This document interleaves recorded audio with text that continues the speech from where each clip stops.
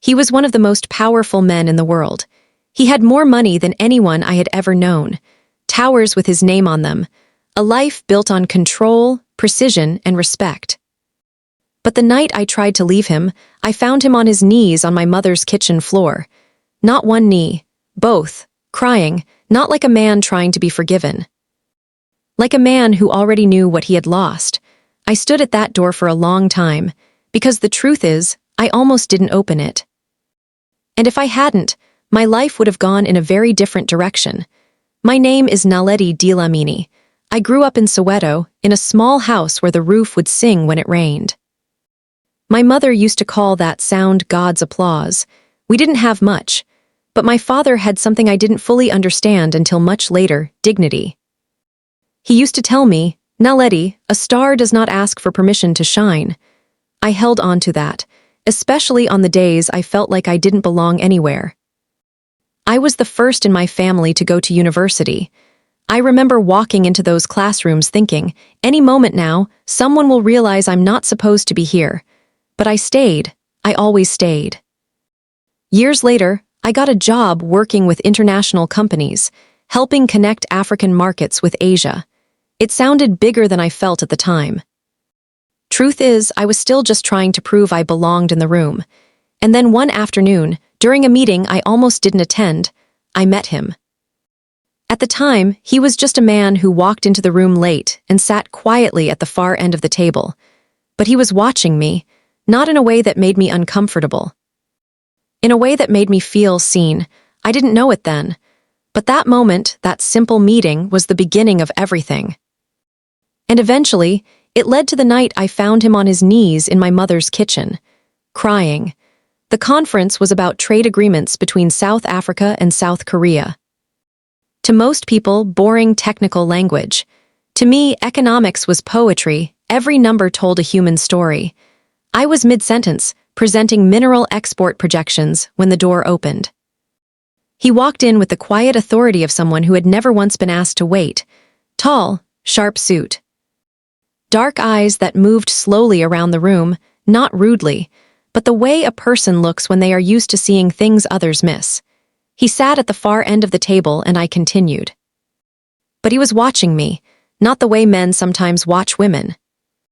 He was watching me the way people watch something that genuinely surprises them, like he had walked in expecting one thing and found something completely different. After the meeting, he came directly to me. Your analysis of the lithium corridor projections, he said, in precise, careful English. It was different from the standard models. Where did you develop that framework? I met his eyes. I built it myself. The existing models were designed by people who had never actually visited the regions they were modeling. Something shifted in his face. Not quite a smile, more like recognition. Park Jihun, he said, extending his hand. Naledi Dlamini, I said and shook it. His hand was warm, such a small detail, but I still remember it. Warm and steady and completely real. He was in South Africa for 3 weeks. His company, Park Hanel Group, was one of the largest privately held conglomerates in South Korea. Energy, infrastructure, technology. The man had reach across every significant industry you could name, but every evening, he wanted to talk to me. We walked the streets of Sandton as the sun went down, talking about economics, and then about everything else, about what it means to build something from nothing, about the crushing weight of family expectation. He told me that in Korea, he was never just Jihun. He was the asterisk heir, the Park family legacy. Every decision filtered through that identity first. I told him that in Soweto, I was never just Naledi. I was the daughter, the hope, the one who made it. Every achievement belonged to everyone around me before it belonged to me. He was quiet for a long moment. Then he said softly, "We are the same kind of prisoner."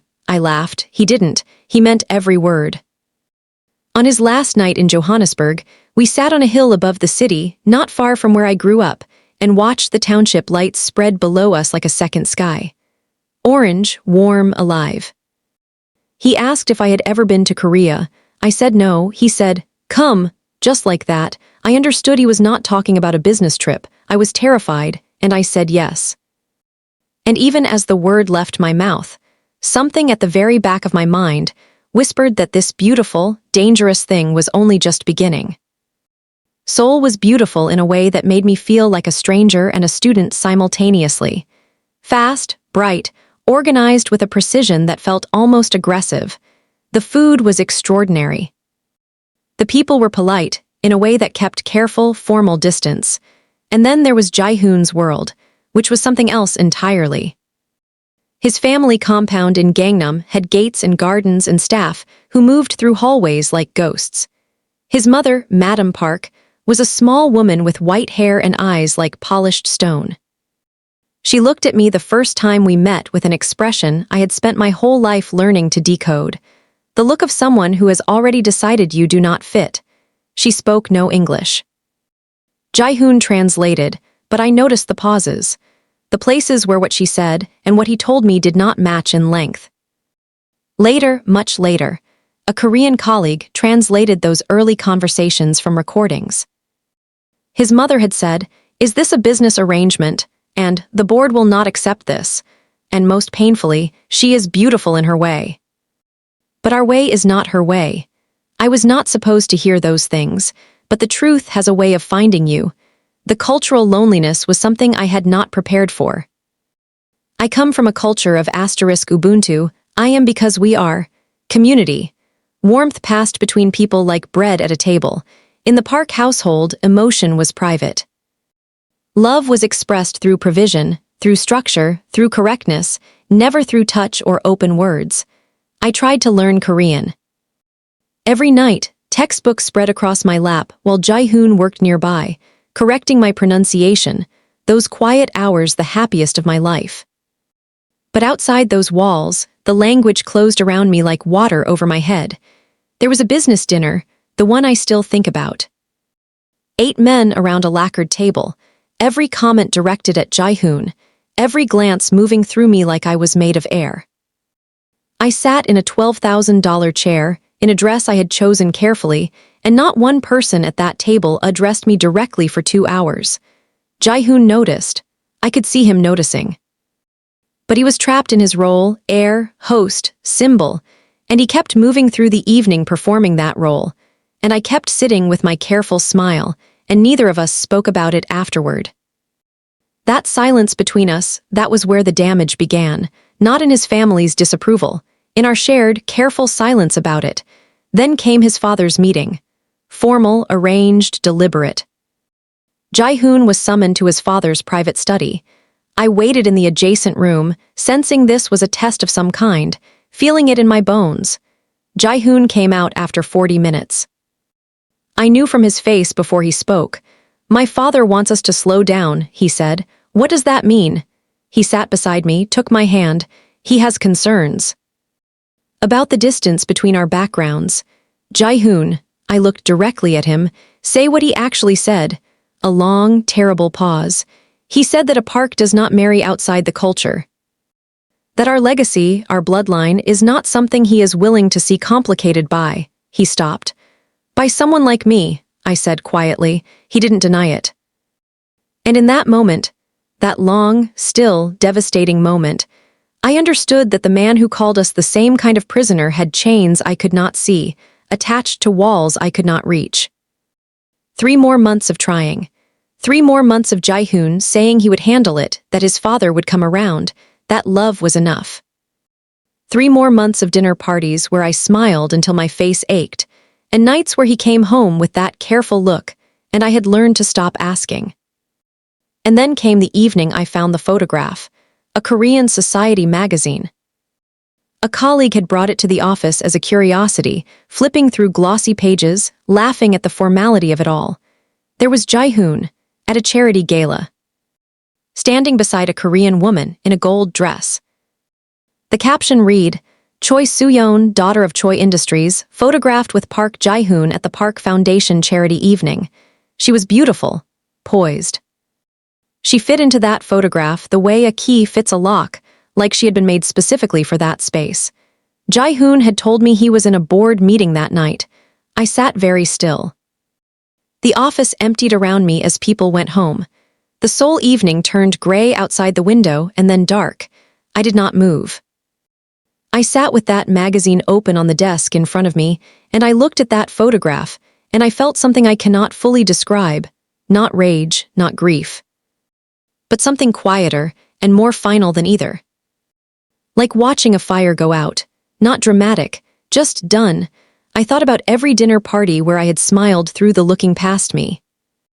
Every translation that ran shorter than what was actually said. Every careful silence in the car afterward. Every morning I had woken up in this city that was not mine and told myself it would get easier. I thought about Choi Soo-yeon in her gold dress and her perfect belonging and her name that required no explanation in any room she entered. And then I thought about my mother's kitchen. The corrugated iron roof, the smell of rooibos tea, the sound of rain that she called *God's applause. My hands were completely steady as I closed the magazine. I did not cry. I went cold in a way that felt almost peaceful, the way a decision feels when it has finally, irrevocably been made. I went back to the apartment. I packed one suitcase, just one, just what mattered. I moved through those beautiful rooms in silence, and I did not look around at any of it because I knew if I looked, I would find something of his that I loved, and it would cost me the last of my strength. I booked a flight home. I called my mother. She answered on the second ring the way she always did. I said, "Mama, I'm coming home." She didn't ask why. She just said, "I'll put the kettle on." And something cracked open in my chest at those 4 words, the absolute, uncomplicated safety of them, and I wept the entire drive to the airport. Not for Jihun, for myself. For the girl who had come this far and tried this hard and deserved, she really deserved, not to have to wonder if she was someone's secret. He called. Constantly for weeks. His name appearing on my screen felt like a hand reaching through a wall. I did not answer. I went home. I sat in my mother's kitchen, drinking rooibos, listening to the rain on the iron roof, and I told her everything. She listened the way she always listened, without interruption, with her whole body turned toward me like a sunflower toward light. When I finished, she was quiet. Then, "Did he love you, Naledi?" "Really love you?" I thought about the hill above Johannesburg, the warm hand, the words "we are the same kind of prisoner," the Korean textbook evenings. The way he looked at me, not like I was decorative, not like I was exotic, but like I was *necessary, like the world made more sense with me in it. "Yes," I said. "I think he really did." My mother refilled my cup. "Then the question is not whether you were loved. The question is what love is worth when the world will not make room for it." I sat with that for a long time. 6 weeks after I left Seoul, on a Tuesday evening in the rain, he was at my door. No notice, no schedule, no armor of titles and professionalism. Just Jihun, standing in the rain on my mother's step, looking like a man who had not slept in weeks. Like someone who had been carrying something very heavy and had finally stopped pretending it wasn't crushing him. I stood at that door, and I want you to understand what was happening inside me in that moment, because it was not simple. Part of me wanted to step forward and hold him. Part of me wanted to close the door quietly and walk away. Part of me thought about Choi Soo-yeon's gold dress. Part of me thought about 6 weeks of rebuilding myself, slowly, painfully, like learning to walk on a healed bone, functional, but still tender. Part of me thought about my mother's question, what is love worth when the world will not make room for it? And part of me, the truest part, the part I had been arguing with for 6 weeks, knew that this man on my step was not a man performing. A man performing would have sent flowers. A man performing would have written a letter. A man performing would have stayed standing. He was standing in the rain in Soweto with nothing. I stepped back and let him in. He sat at my mother's kitchen table and told me everything. The gala, he had gone under family pressure, told it was a business obligation, told not to mention it because it meant nothing, just appearances. Choi Soo-yeon, a woman he had been introduced to 16 times in 16 years, a family arrangement that had never been his choice, a symbol of the life his father had built for him without asking. He had not chosen her, but he had not told me about her either, And that silence, he said, was his failure, not his father's, his. He told me that after I left, he had gone to his father's study and said something he had never said in 40 years of being a Park son. He said, "I will not." 2 words. In Korean, coming from a son to a patriarch, almost violent in their simplicity. His father had not spoken to him since. And then Jihun got up from that chair, walked to where I was sitting, and went to both knees on my mother's linoleum floor. And he wept, not dramatically, not to be seen. He wept the way men weep when they have held it too long in great, quiet, shaking waves, and he said in a voice broken completely open, "I am sorry. I am so sorry I let them make you feel like you were not worth fighting for. You were always worth fighting for. You are the only woman I have ever loved, and I have been a coward, and I am so sorry." My mother appeared in the kitchen doorway. She looked at this Korean billionaire on her floor. She looked at me. She turned around quietly and went back to her room. She told me afterward, *, a man performing would have stayed standing. I did not run into his arms that night. Because a grand gesture is not a resolution. It is a beginning. I told him, "I am not a compromise, Jihun. I am not what you choose when everything else is resolved. I need to be the choice, not the consequence." He listened with that stillness that was never emptiness, always depth. I told him I needed his family to know me as a person, not manage me as a problem. I told him my work would remain mine. I told him that any children we had would know Soweto before they knew share portfolios, that they would understand Ubuntu before they understood inheritance. He said yes, not easily, but he said yes. The 2 years that followed were not a montage, they were work, real, unglamorous, tender work. I remember one specific evening in Seoul. Ji-hoon had invited his 2 closest cousins for dinner, cooked himself, terribly, and asked me to teach them one Zulu phrase.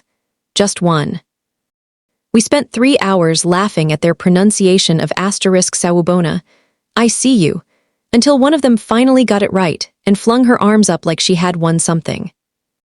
That night felt like a door opening, small, but real. His father never gave me a Hollywood moment of tearful acceptance.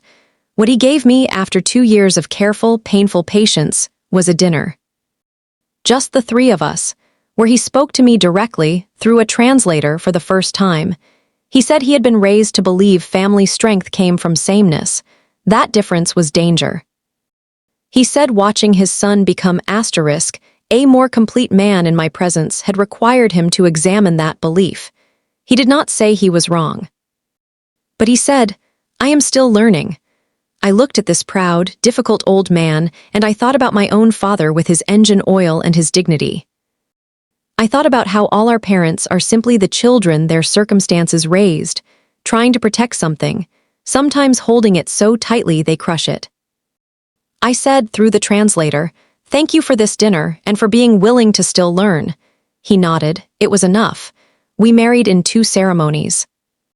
Seoul first, a traditional hanbok wedding. I wore silk in a deep rose gold that his mother had chosen, a color I would never have selected myself, but which was, I admitted quietly, perfect. She had looked at me, really looked, and chosen something that honored what she saw. Then Soweto, my mother's yard, a tent strung with lights. My aunties singing songs that have been sung at every Dlamini celebration for generations, their voices rising into the night sky like something ancient and unstoppable. Jihun wore a suit but had a Zulu beaded bracelet on his wrist that my cousin had made him. He kept touching it throughout the evening, like he was memorizing it, like he was saying, "This is mine. This belongs to me now. This is who I am becoming." He danced, terribly, but with everything he had. My mother laughed so hard she cried. We have been married 11 years. We have 2 children. A daughter, Zineljaya, who speaks Zulu, Korean, and English with equal fluency and equal attitude, and who will one day, I am certain, run something significant. A son, Kwame Sianwu, who has his grandfather Park's quiet eyes and his Dlamini grandfather's stubborn, unshakable sense of dignity. They move through the world belonging to multiple places at once. They have never found that confusing, only rich, only full. The Dlamini Park Foundation, my name first, operates across southern Africa now. Education, infrastructure, women's enterprise, built with Jihun's resources. Built by me, for the communities I come from. Ji-hoon still cries sometimes, at his daughter's school performances, at weddings. Once, memorably, at a television commercial involving a dog finding its way home. He pretends he is not crying. I pretend not to notice. This small, private kindness between us has become one of my most treasured things. There are still difficult days. There are still rooms in Seoul where I feel the quiet recalibration of expectations when I walk in, only to find, shortly after, that it is my voice carrying the decision. There are still moments, late at night, when the ghost of a gold dress passes through my memory, and I feel the echo of that cold, quiet office in Seoul, the magazine open on the desk, the city going dark outside. I do not run from that memory anymore. It was the night I learned what I was worth, and what I would not accept, and that knowing your worth is not arrogance, it is survival. What this love taught me, what it carved into my bones, is that belonging is not given. You do not inherit it or receive it because you are deserving. You build it, brick by painful brick. Conversation by difficult conversation. One small Zulu lesson around a dinner table at a time. And love, real love, the cross-ocean, cross-silence, cross-everything kind, will take you apart in ways you never expected. It will put you on your knees. It will show you the places where you are strongest and the places where you are most afraid. But if you choose it, again and again, in ordinary light without music, it will put you back together larger than you were before, more complex, more certain, more fully yourself. My father said, "A star does not ask for permission to shine." He was right, but I understand now what he was really saying. He was not talking about permission from other people. He was talking about the permission we withhold from ourselves. The moments we make ourselves smaller so the room feels more comfortable. The silences we keep so no one is inconvenienced by our truth. Shine anyway, even in the unfamiliar sky, even when your light looks different from everything around it, especially then. Because that man, that proud, brilliant, complicated man, who wept on a kitchen floor in Soweto with nothing left to hide behind, he saw it. From the very first day, in that conference room, mid-sentence, he saw it, and he has never once looked away. That has been enough. That has been everything. Thank you for listening to this story. If it meant something to you, there's more like it here. You're always welcome to come back for more.